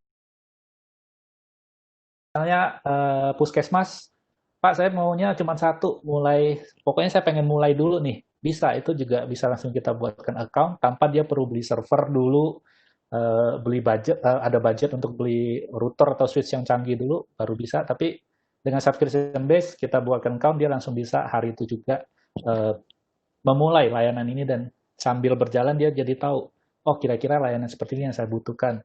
Jadi makin karena digital transformasi itu adalah sebuah perjalanan, bukan sebuah tujuan. Jadi kita nggak bisa, oh saya sudah sampai selesai nih digital transformasi, tapi sebenarnya begitu masuk, jalan terus itu bergulir terus. Nah, kita juga menyadari hal itu dan makanya produk-produk solusi Cisco pun kita selalu ambil feedback dari pemakai, user, bagaimana kita bisa improve terus, Pak. Dan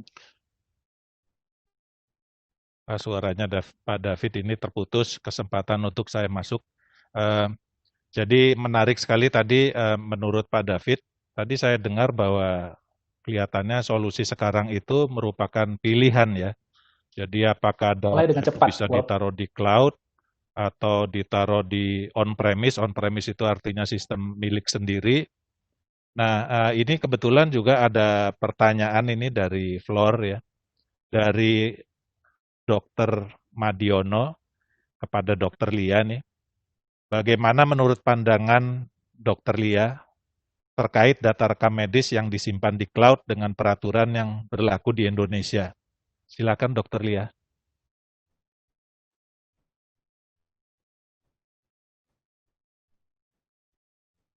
Masih di mute sepertinya, Dr. Lia? Mic-nya. Udah. Kedengeran kah? Udah, Dok. Udah? Sudah terdengar? Sudah kedengeran, Dok. Ya, kedengar dokter. Ya. Jadi kalau misalnya sekarang ini kan banyak nih yang menawarkan ya bahwa kita bisa menyimpan data di cloud ya. Nah, kita sekarang ini kan kita harus ada kerjasama dengan Badan Siber dan Sandi Negara, ya, BSSN ya, udah pernah dengar belum? Nah, jadi itulah tugasnya BSSN tuh. Jadi kalau kami ya kami percaya bahwa kalau dengan adanya kita mau melakukan sesuatu, kita memang harus untuk pengamanan data, kita harus komunikasi sama BSSN ini. Nanti dari BSSN ya kalau enggak nanti ya agak susah juga apakah kita semuanya harus punya tempat penyimpanan di rumah sakit mau berapa besar. Ya, nah ini yang saya pikir ini teman-teman IT lah yang perlu menjelaskan kepada penggunanya kemana kita harus menyimpan. Karena biasanya kan semua data itu tersimpan pada umumnya tuh server rumah sakit. Tapi mau seberapa banyak sih gitu? Apa mau dikompres-kompres kalau rumah sakit itu umurnya 100 tahun? Nanti bagaimana? Saya nggak tahu apakah demikian atau enggak. Karena kalau saya berpikir kita harus cari praktisnya. Ya praktisnya itu ya itu tadi. Kalau yang kami tahu ya peraturan di Indonesia kan ada badan sandi negara ini BSSN. Nah, saya nggak tahu mungkin nanti yang lain Pak Tony ataupun Pak David bisa menanyakan juga seperti apa. Tapi setahu saya rumah sakit yang menggunakan cloud ini mereka berlindungnya membuat satu aturan dan bekerja sama dengan BSSN. Ya baik Dr. Lia, terima kasih. Itu kalau BSSN itu memang mereka mengeluarkan pedoman-pedoman kalau kita mau menggunakan teknologi ya. Nah ini di sini menarik sekali nih Pak David. Karena sebetulnya pertanyaannya ini menunjukkan bahwa banyak orang itu merasa tertarik menggunakan teknologi, tetapi barangkali kurang paham mengenai bagaimana teknologi itu sebetulnya memberikan banyak sekali opsi. Nah, barangkali Pak David bisa jelaskan, kalau misalnya di dunia kesehatan itu kan ada data-data yang harus disimpan di rumah sakit, ada data-data yang boleh ditaruh di cloud, ada data-data yang bisa dibagikan ke sesama rumah sakit yang lain, ada data yang boleh dikasihkan misalnya ke Kementerian Kesehatan dan sebagainya. Nah, bagaimana dari sisi teknologi itu bisa membuat hal itu mungkin. Jadi begitu data itu di-share, tahu data ini untuk siapa, terus dari sisi keamanannya itu bagaimana tuh Pak David? Ya, terima kasih Pak. Untuk secara data, memang Cisco itu kita ada di posisi yang cukup strategik Pak. Jadi tadi seperti yang saya mention, beberapa cloud provider seperti teman-teman Amazon, Google, dan cloud-cloud yang lain, sebenarnya di belakangnya ada platform Cisco yang dipakai. Kita support multi-cloud environment. Jadi teknologi yang sama, kita bisa kalau ada misalnya dari Kementerian Kesehatan atau misalnya ada asosiasi mungkin Persi atau asosiasi yang lain, Pak kita pengen dong bikin cloud sendiri, itu teknologi yang sama kita bisa langsung aplikasikan ke permintaan tersebut. Dan kita karena kita dari sisi kita sebutnya ya open and flexible, jadi kita ada produk yang namanya Hyperflex, itu bisa diarahkan data apa saja yang bisa mesti disimpan di on-premise, data apa saja yang mesti keluar supaya lebih cepat, mungkin satu jaringan nasional bisa langsung akses data itu, data apa aja yang mesti keluar negeri, dan kita teknologi kita memungkinkan untuk mengarahkan data-data seperti itu. Jadi apapun datanya, di mana mestinya disimpan, Cisco menjahit semuanya itu jadi satu. Jadi kita seperti jembatan yang menjembatanin semuanya Pak. Jadi karena teknologi kita juga banyak dipakai di bank financial service industry itu juga salah satu seperti healthcare yang sangat highly regulated Pak. Sangat regulasinya itu sangat kompleks dan sangat karena kita berhubungan dengan uang. Kalau healthcare kita berhubungan dengan nyawa manusia, jadi regulasinya sangat kompleks. Jadi kita ikutin regulasinya Pak. Mana data yang perlu di server, mana yang bisa keluar, itu kita bisa support semua Pak. Ya baik, terima kasih sekali Pak David. Tadi Pak David bilang bahwa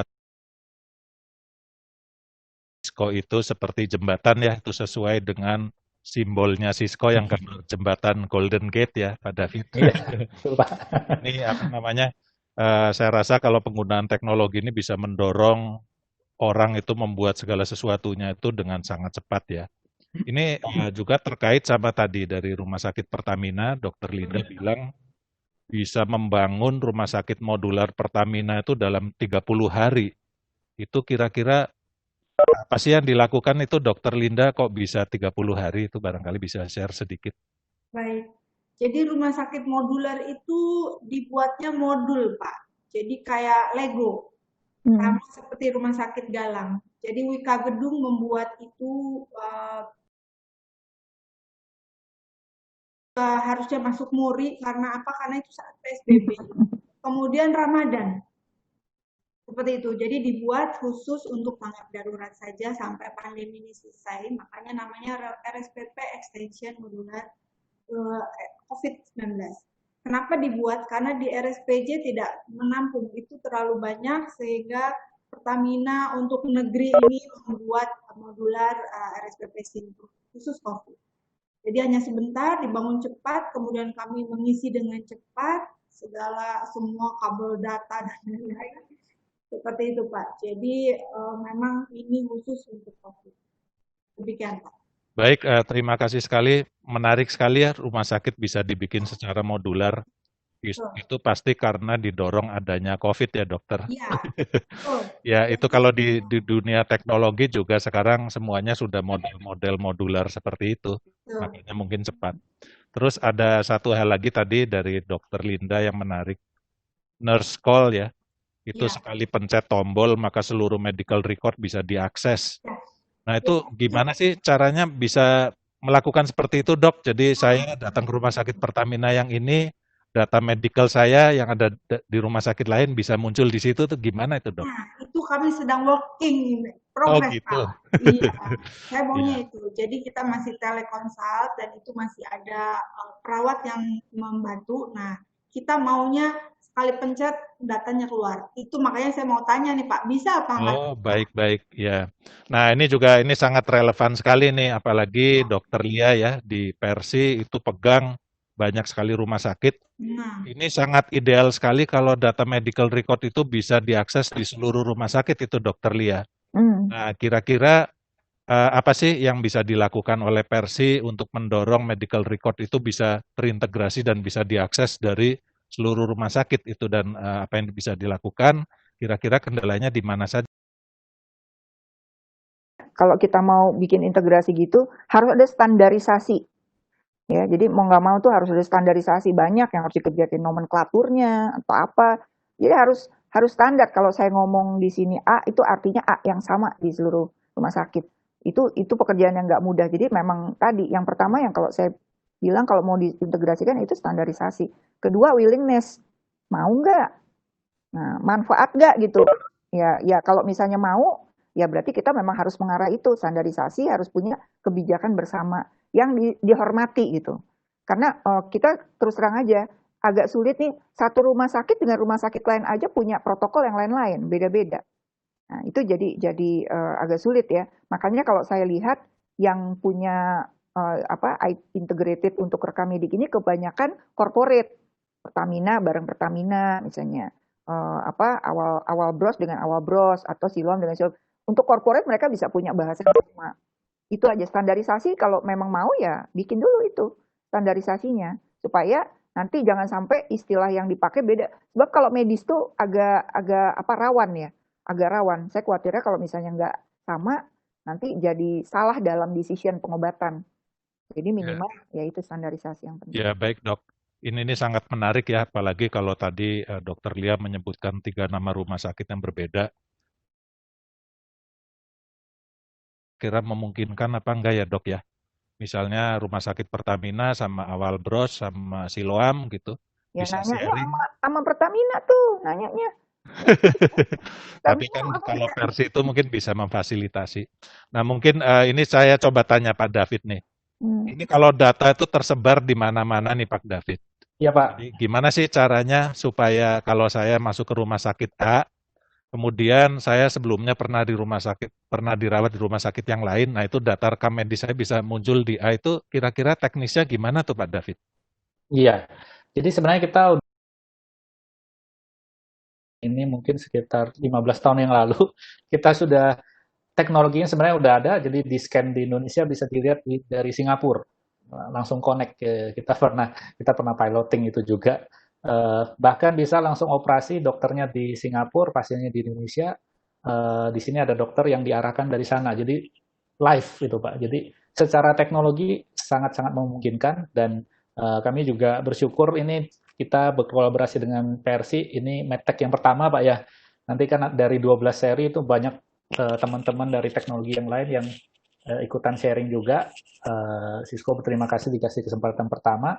Dan memang zamannya open kolaborasi Pak. Jadi dari secara teknologi sangat-sangat memungkinkan. Memang balik lagi seperti yang Dr. Lia mention, kembali ke regulasi ya. Regulasi, tapi antara kesempatan dan tantangan dan challenge ini adalah COVID-19 ini kan Pak ya. Ini sebuah masalah tapi juga dia membawa sebuah kesempatan, yaitu banyak regulasi ternyata bisa lebih fleksibel dengan COVID-19. Nah, saya nggak lebih jauh karena bukan ranah saya ke sana regulasinya.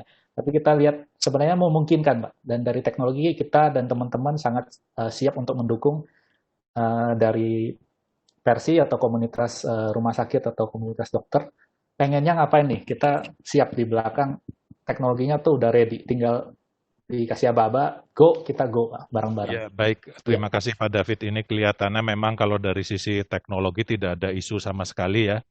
Karena sebetulnya yang namanya teknologi itu cuma mengikuti kebijakannya seperti apa. Kalau kebijakannya ke arah A, ya teknologinya ngikutin gitu. Jadi memang teknologi itu hanya tools. Nah, ini kalau mengenai hukum, legalitas dan sebagainya yang justru ini menjadi banyak pertanyaan ya. Ini kebetulan ada pertanyaan dari Flor nih, dari siapa nih, Made Arimbawa, menanyakan mengenai bagaimana legalitas dan dasar hukum untuk melaksanakan rekam medis elektronik di rumah sakit, termasuk digital sign dokumen-dokumen pasien. Apakah ada yang bisa menjawab? Mungkin Dokter Lia barangkali.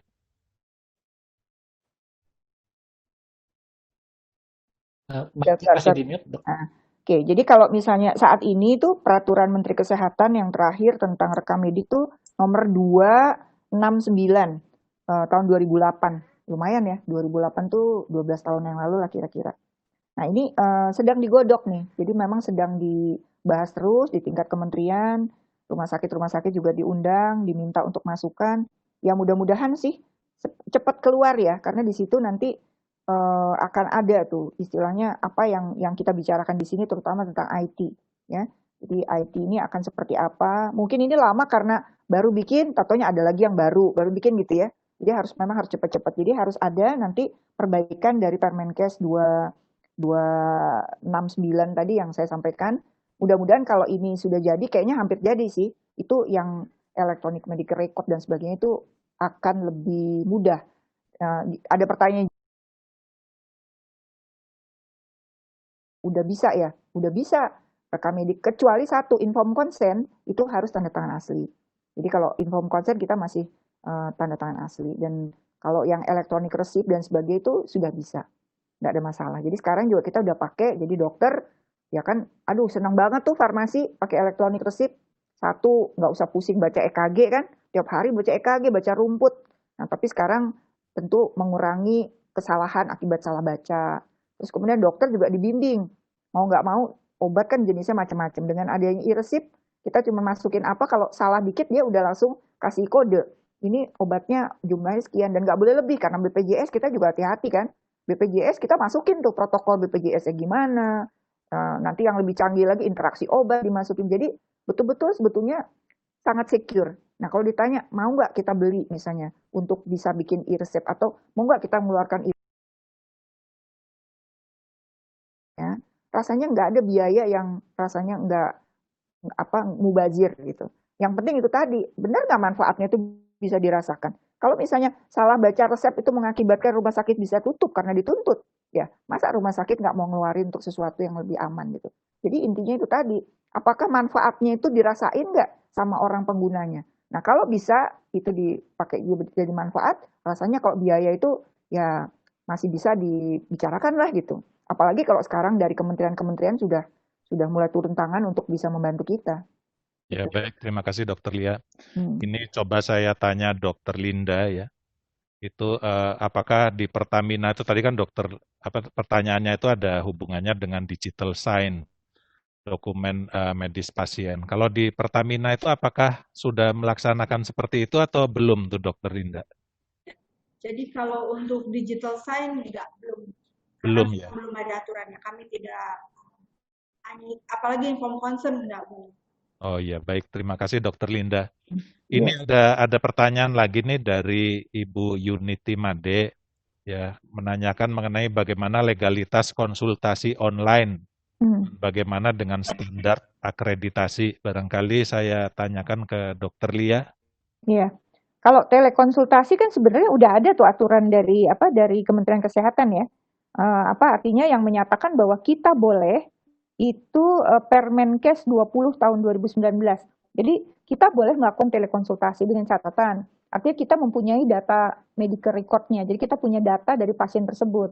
Artinya bahwa dokter itu harus ada di institusi. Jadi dia ada di institusi, dia memegang data rekam mediknya, baru nanti dia bisa melakukan sesuatu karena harus terrecord kan. Jadi saat ini kalau yang dari Permenkes itu dikatakan bahwa telekonsultasi klinis itu dimungkinkan, tapi dengan catatan itu tadi bahwa data pasien itu ada di dokter yang bersangkutan. Jadi bukan mengkira-kira gitu, enggak itu. Dan kita di rumah sakit jantung masih untuk pasien lama, karena apa? Karena tatap muka pertama itu buat kita juga penting. Jadi ada pemeriksaan dan sebagainya, nanti base data itu udah kita punya, baru dia akan melakukan. Ada pertanyaan, saya sekalian sambung boleh ya? Ya, Pertanyaannya boleh, katanya, silakan. boleh nggak di rumah, kata dari rumah. Jadi kita punya protokol tuh untuk telekonsultasi. Protokol itu harus ditaati oleh dokter maupun perawat maupun pasien. Artinya protokol itu misalnya dokter hanya boleh telekonsultasi kalau dia sudah buka data rekam medis.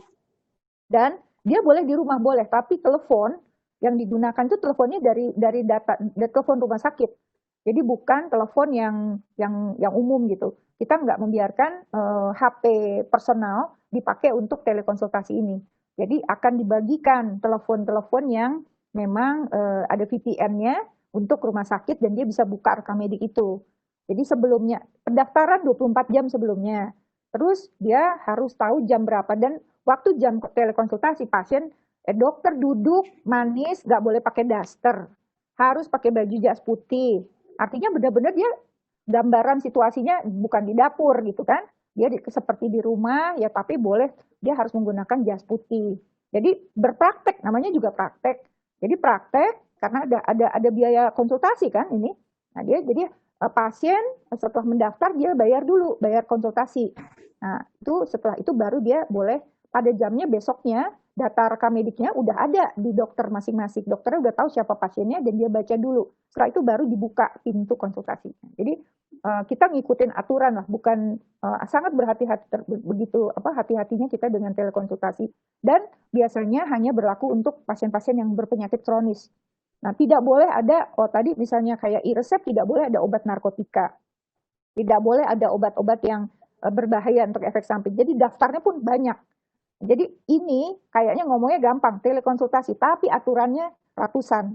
Ya, jadi jangan lupa untuk membuat sistem SOP itu, ya Dokter Linda ya, SOP-nya banyak banget tuh. SOP ini, SOP itu harus lengkap dulu. Jangan main asal mulai. Ini harus ada persiapan. Kami nyiapin electronic medical record ini udah sekian tahun, mungkin 3-4 tahun ya, udah cukup lama. Termasuk e-resep dan sebagainya. Nah kebetulan COVID akhirnya ya udah jalanin sekarang gitu, ada bagusnya. Tapi ya itu tadi persiapannya luar biasa. Harus ada, dan satu lagi masalah keamanan tadi kan, kita juga harus ada aturannya. Kebetulan baru keluar kan, yang mengenai telekonsultasi telemedicine itu juga belum lama kan, baru 2019. Nah itu yang kita jadikan dasar. Jadi hati-hati untuk telemedicine ataupun telekonsultasi ini. Baik, terima kasih Dokter Lia. Ini ada satu pertanyaan menarik nih untuk Dokter Linda dari Madiolo. Masalah SDM sangat berperan dalam pengembangan IT. Apakah Ibu mempunyai pengalaman cara mengatasi yang atasan Ibu sulit menerima penggunaan IT maksudnya. Nah, kemudian mohon di-sharing pengalamannya atau ada kiat untuk mengubah perilaku yang anti IT. Nah, gimana tuh Dokter Linda? Ada yang nanya tuh, kita mau menerapkan IT tapi atasan kita anti. Apakah ada kiat-kiatnya tuh Dokter Linda? Kalau atasannya Dokter Linda tuh Dokter Fatema sih saya rasa kebalikannya, dari atas menekan ke bawah. Nah, tapi nggak tahu mungkin Dokter Linda ada pengalaman gitu Dok. Sepertinya Dokter Linda sedang off, Pak. Oh, Dokter Boleh Linda ke Dokter Lia, ya. Oh, kalau begitu mungkin saya tanyakan itu ke Dokter Lia saja, gimana Dokter Lia? Maksudnya gimana kalau SDM-nya nggak nurut gitu? Ya maksudnya Atasannya kita punya inisiatif bagus nih, inisiatif IT, tapi atasan kita tidak setuju. Nah itu kira-kira gimana tuh Dokter Lia? Rumah sakit itu punya namanya KPI, Key Performance Indicator. Nah, rumah sakit yang manajemennya bagus pasti punya dong gitu. Jadi berlaku untuk setiap orang. Nah, kalau misalnya dia punya SOP, dia harus mengerjakan itu, dia nggak lakukan ya udah kurangilah itu indikator kinerjanya. Ya apalagi mau bilang apa lagi. Nah, kalau misalnya dia ternyata SOP-nya dikasih berkali-kali dia nggak menurut, ya pindahin aja ke tempat lain yang tugasnya bukan itu gitu kali. Ya kita harus menyesuaikan juga. Misalnya orangnya taruhlah apa ya, mungkin punya penyakit apa yang nggak bisa tekan tombol kali, kita tahu kan. Nah itu ya monggo, kita sebagai atasan juga harus memahami. Tetapi semasa dia punya tugas itu dia tidak mengerjakan, ya kalau di rumah sakit yang biasanya sudah punya indikator kinerja, ya akan dimasukkan ke indikator kinerja. Itu aja ya kan. Oke, baik, terima kasih Dokter Lia. Ya, Dokter dan kalau Linda dia sudah terus ya pindahin aja. Ya, cocok mana. Dokter Lia sudah, maaf, Dokter Linda sudah masuk lagi? Belum. Terusan Sinyalnya Dokter belum Linda respon. mohon izin Pak. Itu lebih penting ya. Jadi, Ya. nah ini menarik sekali. Misalnya saya ingin mendengar perspektif dari Pak David. Kalau misalnya kita punya inisiatif IT yang bagus, tetapi atasan kita tidak setuju, kira-kira tips dari Pak David gimana tuh Pak? Sebenarnya saya setuju sama Dokter Lia barusan, memang KPI. Jadi di Cisco pun setiap istilahnya produk solusi yang kita tawarkan, kita membantu dengan kaitannya dengan KPI. Misalnya di bank, oh saya perlu ini nih security yang baru. KPI-nya ke direktur finance-nya, ke direktur customer service-nya seperti apa. Kita bisa bantu untuk membuatkan antara teknis kita terjemahkan ke bahasa operasional. Nah, termasuk untuk di rumah sakit juga kita banyak melakukan hal seperti itu. Termasuk ini Pak, tadi sekalian menyambung masalah e-signature, legalitas digital. Cisco baru minggu lalu itu kita di US, tapi masih terbatas di Amerika, adalah Cisco Webex ini Pak, jadi sebuah tools tapi bisa di-create sehingga memiliki legalitas bonding. Jadi apa yang kita ucapkan di Webex itu seperti di atas materai 6000, tapi itu masih di Amerika. Mereka udah adopsi, jadi dengan webinar video conferencing seperti ini, kalau memang konteksnya adalah hal yang konfidensial dan dibutuhkan komitmen legalitas di sana, itu bahkan bisa dipakai karena Webex juga punya fitur untuk voice to text, karena itu bisa langsung diverifikasi bahwa ini pernah diucapkan seperti ini pada tanggal segini, jam segini. Tapi memang skopnya masih terbatas di Amerika sana, Pak. Nah itu, jadi secara balik lagi poinnya, secara teknologi sangat memungkinkan kita juga bisa membantu menghubungkan dari teknologi justifikasinya ke manajemen operasional seperti apa, mengapa butuh solusi seperti ini. Baik, terima kasih Pak David. Nah ini ada satu pertanyaan terakhir nih, saya pikir ini bagus ditanyakan ke Dokter Lia. Sebentar ya, ini ada 2 pertanyaan yang bagus, yang mana ya? Nah mungkin ini, jadi rekam medis elektronik yang dipergunakan di rumah sakit, mungkin harapan kita ya dalam hal ini, apakah mengacu kepada standarisasi tertentu atau membuat standar sendiri, Dokter Lia? Maaf, ini tanya mengenai harapan kita. Ya, jadi kalau seperti kita ketahui bahwa kita ini kan bekerja di sebuah tempat yang memang punya ketentuan, ya. Kita tetap harus lihat standar. Jadi kami tentu lihat dulu Permenkesnya, lihat dulu nggak asal kita buat sebuah kegiatan. Kalau tidak ada dasarnya kita nggak berani. Nah, semua tuh kita lihat dulu nasional itu seperti apa. Nah, kalau bisa habis nasional seperti apa, kita terjemahkan ke dalam peraturan rumah sakit. Nah, kalau misalnya memang peraturan di nasional belum ada, nah peraturan rumah sakit itu kita mengacunya pada apa? Mungkin ada standar internasional misalnya.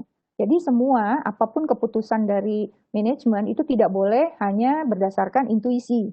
Biar gimana? Kalau misalnya nggak ada sama sekali peraturan, berarti kita harus berdasarkan analisa. Nah, analisa itulah yang kita harus kerjakan. Jadi semua decision harusnya nih idealnya sebuah manajemen rumah sakit yang bagus, decision-nya itu harus berbasis sesuatu lah, berbasis apakah keputusan dari Permenkes, harus keputusannya rumah sakit sendiri atau apa, tapi jangan sendirian gitu. Jadi harus ada basic-nya lah. Nah, saya tadi tertarik juga tentang tanda tangan elektronik ya. Sebetulnya Indonesia udah pakai. Kita kan ada e-purchasing, Pak. Kita sudah ada LKPP. Jadi kami nih kalau di rumah sakit kan kita punya level authority-nya. Jadi mana yang boleh memutuskan mana, dan itu pakai digital. Dan saya juga lihat kemarin baru aja saya lihat bahwa sudah ada surat ya digital, surat elektronik dengan tanda tangan yang khusus. Nah, kemarin saya udah minta, boleh nggak kita bikin gini? Boleh, tapi harus ke itu tadi, sandi negara tadi. Katanya karena harus terdaftar di sana dan sebagainya. Saya rasa itu bagus karena akan menyingkat waktu daripada kita harus secara fisik, belum lagi hard copy-nya. Itu saya rasa oke. Nah, makanya kalau kami yang rekam medik kemarin, hampir semua kita digital, tetapi yang tidak boleh itu yang sesuai aturan. Dikatakan bahwa informed consent memang harus dijelaskan langsung dan sebagainya. Dia harus tanda tangan. Nah, itu kita ikut peraturan gitu. Tapi kalau untuk rekam medik yang elektronik, bahkan ke depan kita berpikir untuk yang digital signature dari dokter. Nah, itu seperti apa ya? Dan syaratnya apa? Kita juga akan perhatikan keamanannya. Nah, jadi nggak semua orang boleh tanda tangan, level mana, dan setiap kita buka itu kan ada identitas. Kalau kita buka nih, misalnya kita membuka data di poliklinik, misalkan saat itu juga udah terekam sebetulnya. Kita ada identitasnya siapa yang membuka data itu dan siapa yang memberi masukan seperti yang di ini. Kecuali kalau saya rasa zaman sekarang mungkin nggak boleh lagi lah perawat yang masukin misalnya. Harus tetap atas nama penanggung jawabnya yang punya kodenya di situ. Itu harus, nggak bisa enggak. Ya, jadi dan kayak resep nih misalnya telekonsultasi. Kalau era COVID kita akan kasih e-resep. Kita tanya,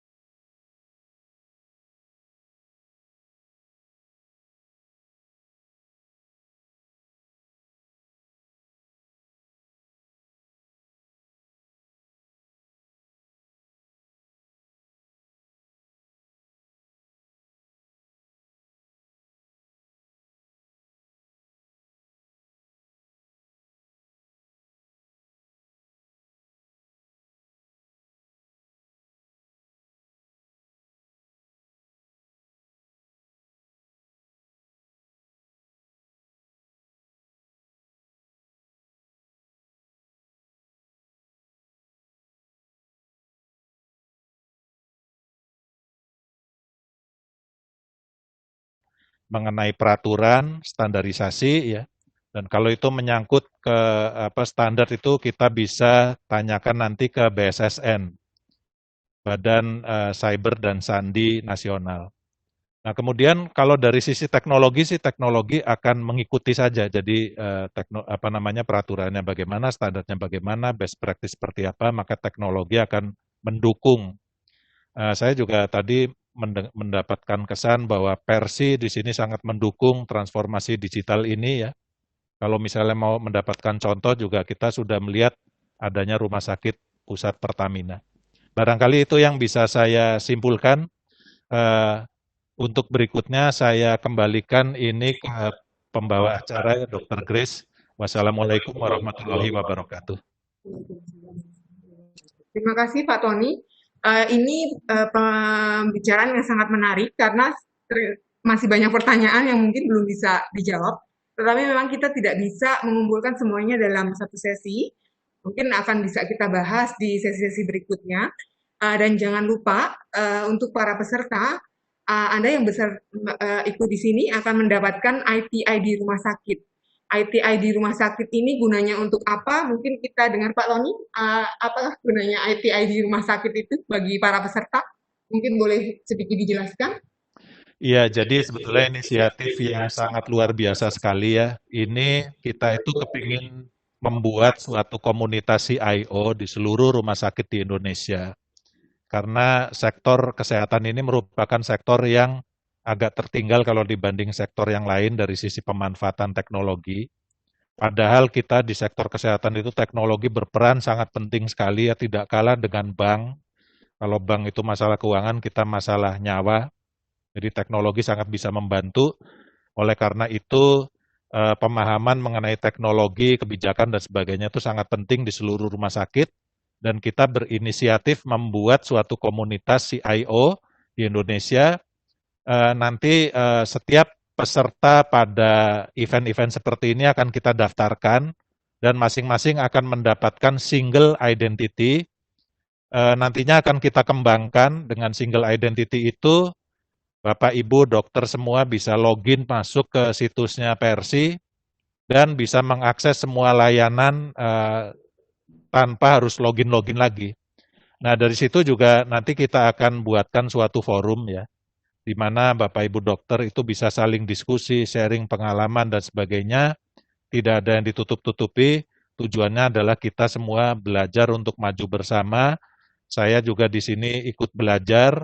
Nanti setiap orang yang ada di situ pasti ikut belajar dan mendapatkan manfaatnya. Menurut saya dengan adanya inisiatif ini, maka pengetahuan kolektif jadi impian di dunia kesehatan, di mana kita ingin mendapatkan knowledge sekian puluh tahun ya tentang kesehatan, itu kita bisa dapatkan dengan cara seperti ini. Jadi yang namanya tadi silo, rumah sakit jalan sendiri-sendiri, dengan adanya forum seperti ini, maka rumah sakit ini bisa bersatu dan data itu kita bisa pakai untuk kepentingan bersama. Mungkin itu sedikit penjelasannya. Ya, dan IT-ID rumah sakit ini akan bisa digunakan untuk mengikuti 12 sesi Persi Medtech secara berturut-turut, yang nantinya juga kita akan mengirimkan e-certificate, di mana e-certificate itu ada poinnya untuk bisa nantinya di tahun 2021 kita akan punya pelatihan terkait CIO rumah sakit, jadi nanti para peserta bisa join kembali. Nah, untuk menutup acara ini, mungkin saya akan panggilkan Pak Kun kembali. Apakah Bapak masih join bersama kami, Pak Kun? Oke, silakan. Ibu Jaro.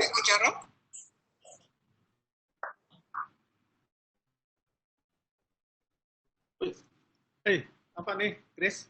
Ya.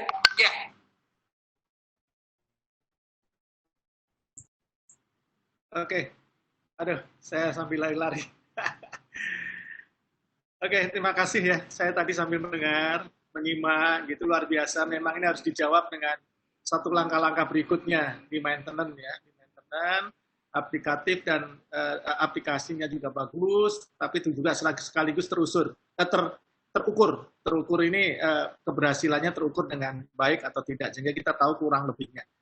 Saya kira gitu aja, Grace. Jadi terima kasih ini narasumber semuanya yang masih ada di sini. Ini segera ditindaklanjuti. Terima kasih Mas David ya. Mas David. Terima kasih, Dok. Pak Tony, luar biasa. Grace, luar biasa. Saya kira begitu aja lah. Nanti tolong di-share itu, di-keep semuanya, di-catch yang peserta yang udah ada. Terus nanti meskipun saya yakin akan terjadi kristalisasi peserta dan sebagainya yang akan ikut terus rutin, tetapi nggak apa-apa. Nanti pada satu titik keseimbangan tertentu, saya yakin itu akan melakukan sesuatu perubahan dan sekaligus bisa kemana-mana untuk bicara bahwa itu baik dan seterusnya. Demikian, Grace. Terima kasih ya. Sebenarnya saya izin dulu mau ke Kompas TV. Waduh. Bapak mau syuting dulu ya, Pak? Iya, nih sebentar lagi saya. Oke, terima kasih banyak Pak Kun. Dan terima kasih kepada Dr. Lia sebagai narasumber, Dr. Linda, Dr. Fatima, dan Pak David. Juga jangan lupa tetap ikutin karena kita masih punya banyak sekali topik-topik tadi sempat disinggung, seperti cyber security, bagaimana keamanan data untuk data-data pasien di rumah sakit. Kemudian apakah aman untuk kita menyimpan data kita di cloud dan cloud-nya harus seperti apa. Nah, topik-topik itu akan kita bahas di salah satu dari 12 sesi. Kemudian nanti di sesi ketiga kita akan bagi buku gratis terkait transformasi digital rumah sakit. Ini bukunya Persi yang belum di-launch, tapi nanti para peserta di sini sudah bisa langsung mendapatkan. Kita semua di sini akan mendapatkan e-certificate, akan kita kirimkan di email, kemudian nanti juga akan kita kirimkan bagaimana mendapatkan IT-ID rumah sakit. Dengan ini saya tutup acara webinar pagi siang hari ini. Saya Dr. Desi Elia, host hari ini, undur diri. Wassalamualaikum. Terima kasih.